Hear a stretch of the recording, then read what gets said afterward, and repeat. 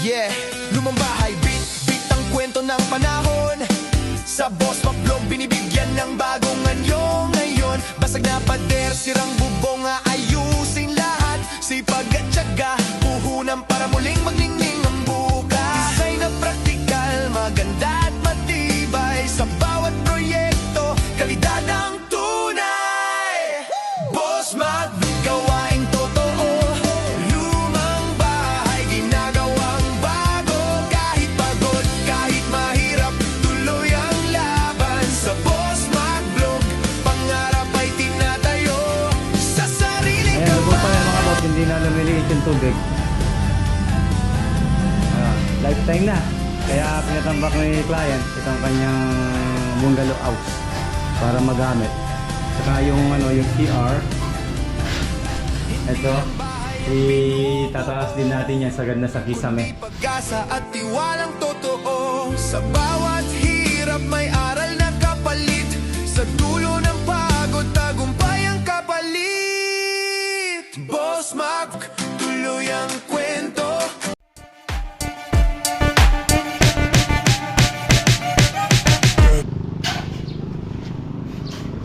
Good morning mga boss. Nasa San Gabriel ulit po tayo. Ayan, renovation na naman dito. Kapitbahay ni Nanay Mosa. Kay Nanay Mosa nandun po. Yun po ang ginawa natin doon. Ayun, meron naman tayong bagong project dito sa San Gabriel, Macabebe. Renovation. Okay. Yan, nandito yung mga tropa natin, si JR. Tapos, bagong tropa. Nailaging kayong ngabe. Diyan naging sa pagmahal. Diyan naging sa pagmahal ito. Ayan mga boss, nandito tayo sa San Gabriel, Macabebe. Balik dito, project, renovation. Ang lumulubog na bahay ito. Ayan ha. Lumulubog dahil sa baha. Ayan, pina-renovate ng client natin, si Tita Gayang, tsaka si Tita Balat. Yung po mga client natin dito. Ayan na.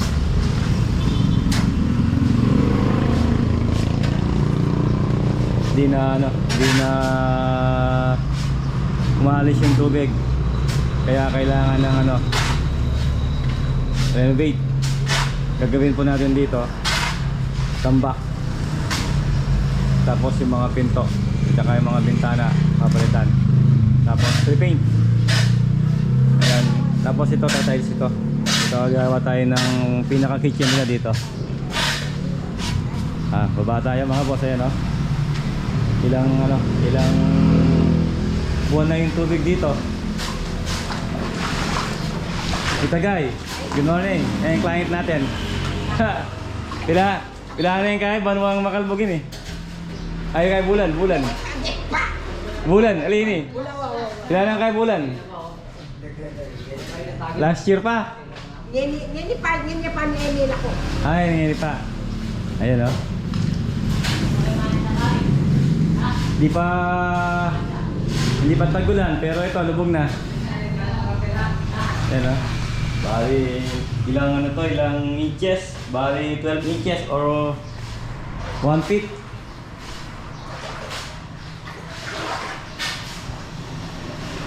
Ito yung CR. Tataas din natin yan.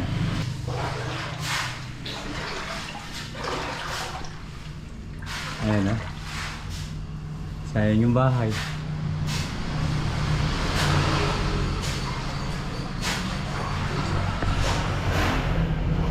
Dati ang ganda na ng bahay nito, pero ngayon umangit na. Ayan mga bintana natin, tinanggal, tapos papalitan natin siya ng sliding window, tapos may grills. Ito sintayin natin yan ganyan pinakataas Bali ang yan nasa 5 feet by 3 feet na. Yung pinaka finish natin sa sa mga window.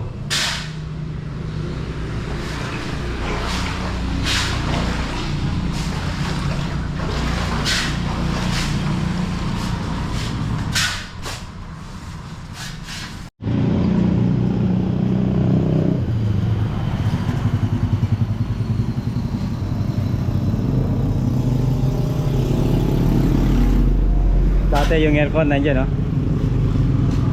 Dati ra yung taas nito sa kalsada nung hindi pa tinambakan to, nasa 1 meter ang taas ng flooring niya sa kalsada. Ayun, dalawang tambak na yung ano, yung kalsada, kaya naiwan yung ano, naiwan yung bahay. Kaya ayan, ang nagawin natin dito, alos agad na tayo dito sa ano, sa ceiling. Yan na. Bali siguro mataas tayo ng ano, mataas tayo ng isang step sa kalsada. Kung yung siguro mga 6 feet yung pinaka ano niya, pinaka height niya pagka natapos yung ano flooring. Mga bintana tataas din natin 'yan. Hindi mo na pagigiba yung ano bubong. Ano lang po tayo. Tambak lang at saka flooring, tsaka repaint. Ito. Hindi na muna magagalaw yung bubong. Para daw hindi sila parating lubog.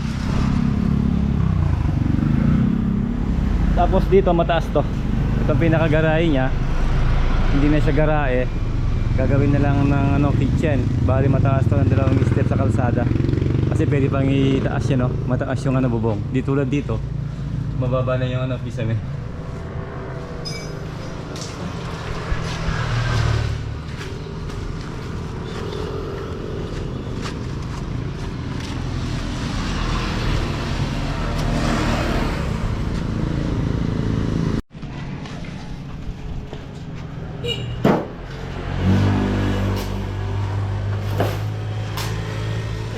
Ito, nakapagtambak na kami rito sa ano, sa labas. Tapos naka giba na to, plastering na. Mga bintana natin. Ito, nakapagkasin na rin tayo dito para sa arang sa tambak. Tapos maglalagay tayo ng ano, step dyan, papunta doon. Yung ano, yung poste, tinaas muna natin para may magamit tayo mga boss. Saka dito, pasinta, meron din siyang step dito, pababa. May step dun pababa, meron din step pababa dito. Tsaka dito, nakadrop siya ng isang step. Kasi, sasakto lang natin dito sa ceiling. Ayan ang mga boss, hindi na tatanggal yung tubig. Pero, pinump na natin yan.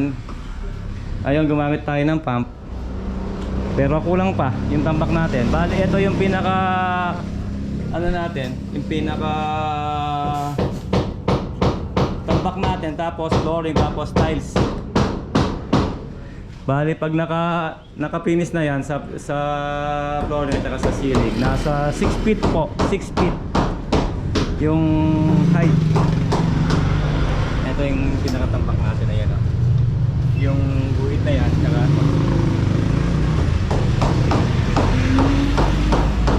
dito dalawang step yung lalagay natin dito, dalawang step papunta doon.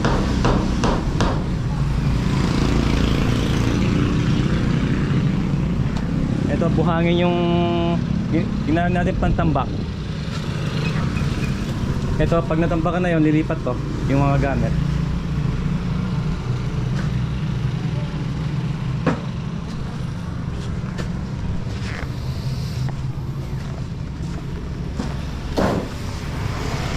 Ayan mga boss, yung mga nagawa natin dito mga ilang araw. Tapos si Pax pala yung nandito, si Master. Dinala ko muna sa San Agustin project kasi welding works yung trabaho doon, kaya si Master ang nilagay natin doon. Si Pax hindi naman siya marunong mag-welding, kaya si Master ang nandun. Dito si Pax na lang yung ano, yung mag-plastering sa mga bintana.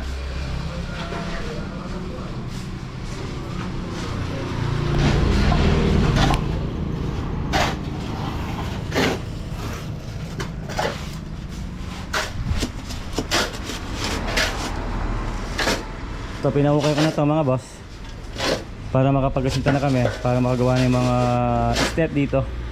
Tapos pwede nang ipump uli at naka-prepare yung flooring. Ito yung ano, ito yung mga bintana Naka-Anthony box. Ayan. Ganyan lang kalaki yung mga bintana natin. 2 feet by 3 feet po yan. Tapos ito, 5 feet by 3 feet.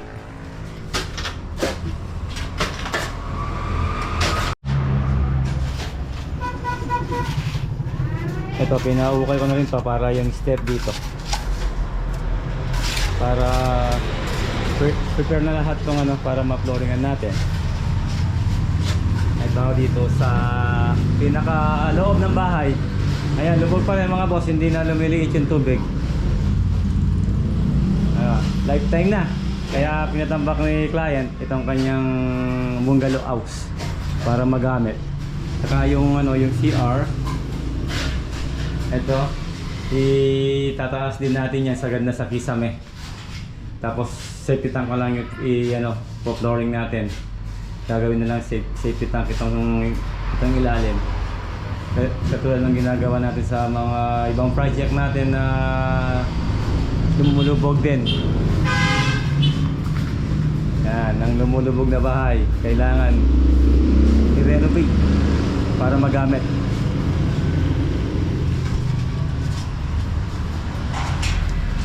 Bali yung tambak natin, buhangin, nakatatlong dump truck na tayo.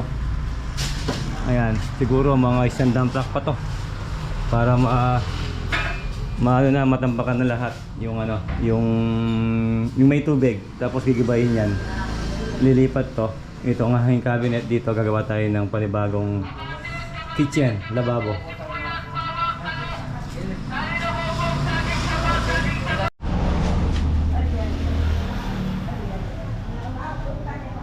Okay mga boss, ayan. Nakasinta na lahat. Tapos merienda. Ay, merienda kayo, merienda. Merienda tayo. Libreng merienda kay Tita Guy sa client natin. Tsaka kay Tita Balat. Ito. Saging, Yar. Anong saging to? Ako lang, saging yung boss. Saging na saba. Saging na... Yan, maraming salamat sa client natin, si Tita Guy. Sa libreng merienda, tsaka kay Tita Balat. Kaya po. Yan na. Dyan na. Kay Jordan eh. Jordan ako. Jordan. Jordan Sigaro. Saging.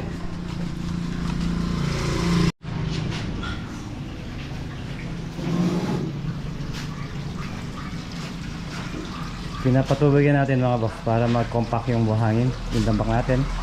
Gamit tayo ng water pump. Ayan, dyan na lang natin kumuha ng mga tubig. At may tubig na rin dito. Tubig baha ang ginamit natin pang compact.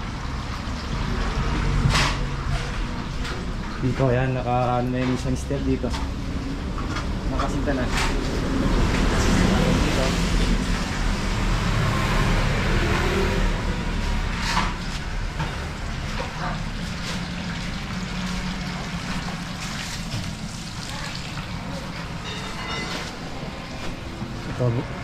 Pwede ng flooringan to bukas. Oh, dito pala si Kapitan Kapitan Tagay, shout out. Ala pancing ganyan. Alam mo. Si Kapitan Tagay. Ano natin? Miron ka kanyan, Miron. Ito ka chila. Wow, may wagang Miron. Kapitan Tagay. Volunteer, kapitan. Ito. Pina-plastering ko na to. Ano dito? Aluminum door yung lalagay natin dito kahit na di masisira. Ito, nagiba ko na itong CR. Ayan, aluminum door din po yung gagamitin natin dito. Yung CR nya. Tapos yung bintana, tataas natin yan. Kung pwede pang itaas yung bintana. Ito, ikibayin to. Ito nating lababo. Pala na yan. Ano? JR, ang tagagiba. Ano? Ay, matanggal na tubig, no? Kahit na ginagamitan natin ng pump, hindi rin natatanggal.